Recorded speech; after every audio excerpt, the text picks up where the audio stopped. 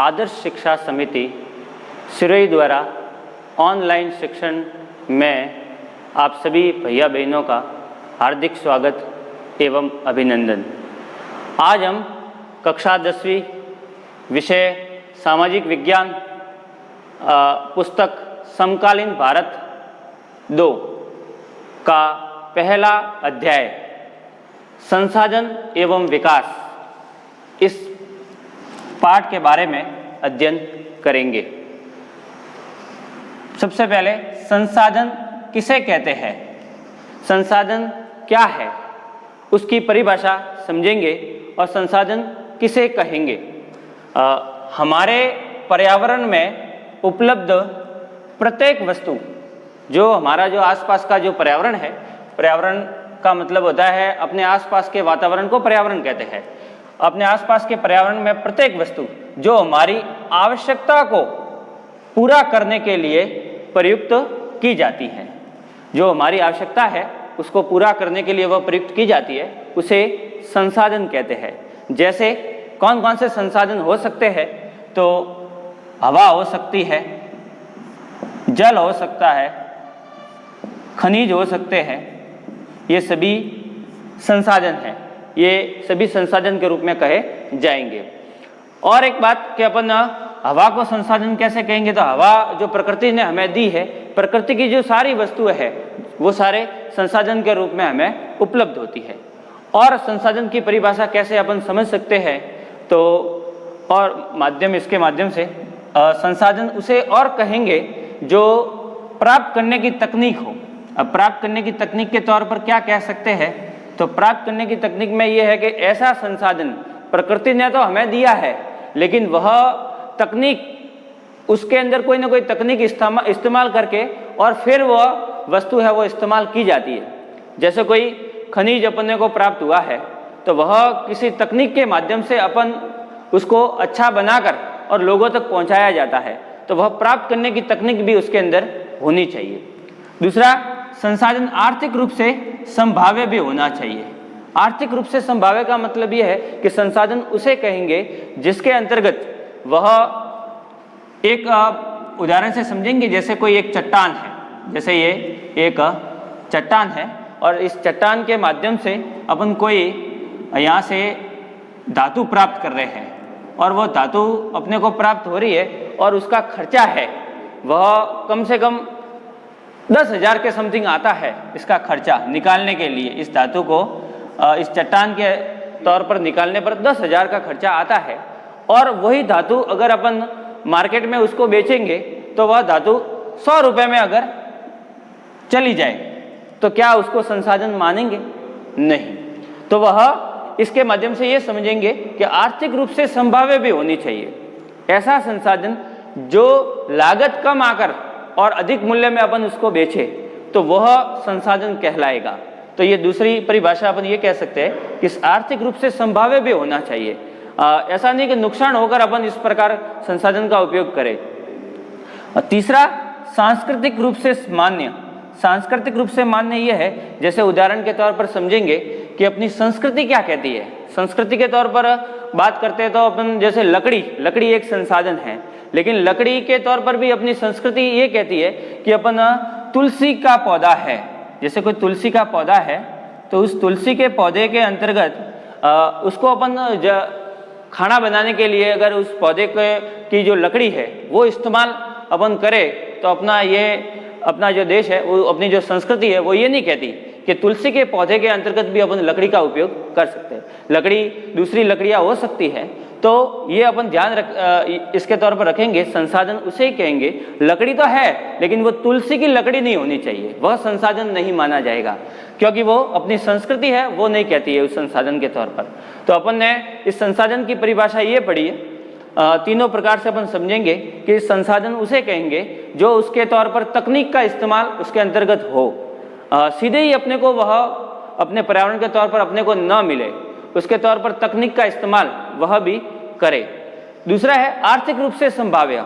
आर्थिक रूप से भी वह संभाव्य होनी चाहिए। ऐसी तकनीक नहीं है, जैसे अपन बहुत, इसका एक उदाहरण और समझ सकते हैं कि जैसे अपन बहुत दूर से आ रहे हैं या अपने को बहुत दूर जाना है, यहाँ से करीबन 1000 किलोमीटर दूर जाना है और अपन उस 1000 किलोमीटर की दूरी के अंतर्गत अपन बैलगाड़ी का इस्तेमाल करते हैं, बैलगाड़ी के तौर पर अपन जाए, तो अपन समझते हैं कि बैलगाड़ी है वह बहुत ज़्यादा समय लगेगी और हो सकता है बैल है वो रास्ते में ही मर जाए, और अपन जिस उद्देश्य से वहाँ जाना चाहते हैं वह भी अपना पूरा नहीं हो, तो वो अपना संसाधन नहीं है। बैलगाड़ी है तो बैलगाड़ी संसाधन के रूप में कहाँ हो सकती है, तो खेत के रूप में वह, या अपने को पास में कहीं जाना है तो वहाँ वो संसाधन के रूप में आवश्यक रूप से हो सकती है, लेकिन आर्थिक रूप से वह नुकसान है, इसलिए उसको अपन संसाधन दूर के तौर पर नहीं मानेंगे।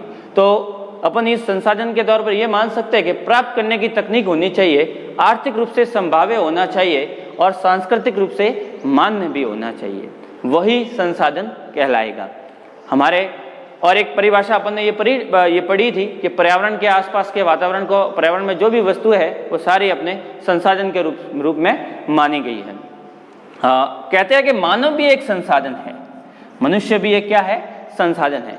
कैसे है मनुष्य भी एक संसाधन, तो मनुष्य जो प्रकृति की वस्तुएं है, प्रकृति में जो भी वस्तुएं अपने को प्राप्त हो रही है, तो मनुष्य क्या करता है, इन प्रकृति से वस्तुओं को लेता है और वह कहाँ जा भेजता है, यहाँ प्रौद्योगिकी में, प्रौद्योगिकी का तकनीक का इस्तेमाल करता है, और तकनीक का इस्तेमाल करके वह मनुष्य क्या करता है, कुछ संस्थाओं का निर्माण करता है, और संस्थाओं का निर्माण करने के अंतर्गत वह संस्थाओं के अंतर्गत वह काम में आती है।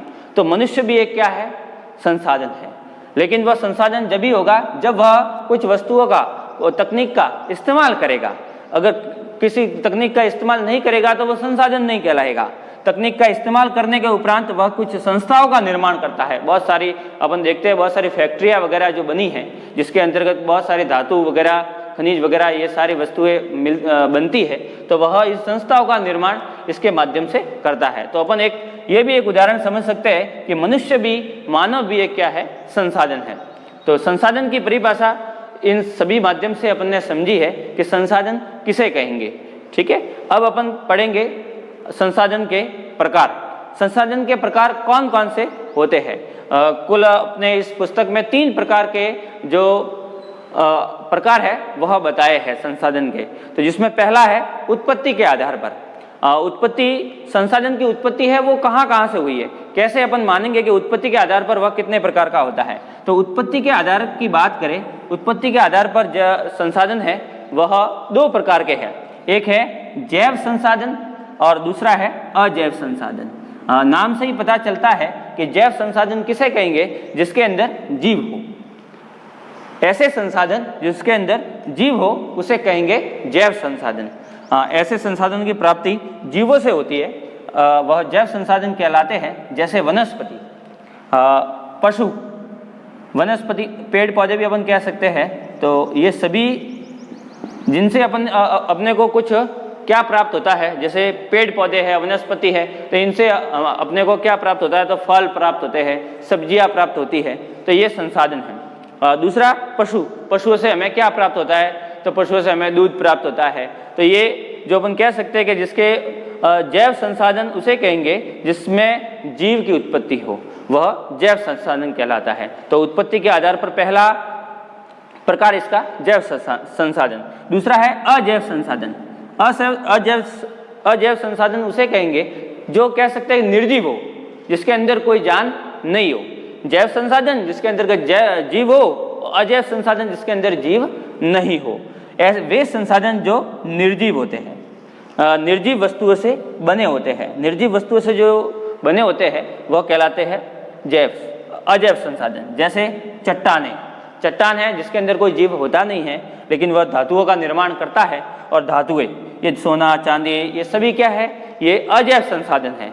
अजैव संसाधन जिसके अंदर कह सकते हैं अपन जीव है वो नहीं होता, निर्जीव वस्तु होती है, वो कहलाती है अजैव संसाधन।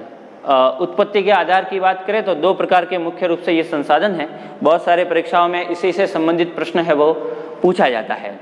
दूसरा अपन प्रकार समझेंगे स्वामित्व के आधार पर। स्वामित्व का मतलब अपन कह सकते हैं कि ये किसी न किसी की एक तरह से स्वामित्व हो सकता है, जिसमें पहला बिंदु इससे स्वामित्व के आधार पर भी संसाधन के प्रकार बताए हैं।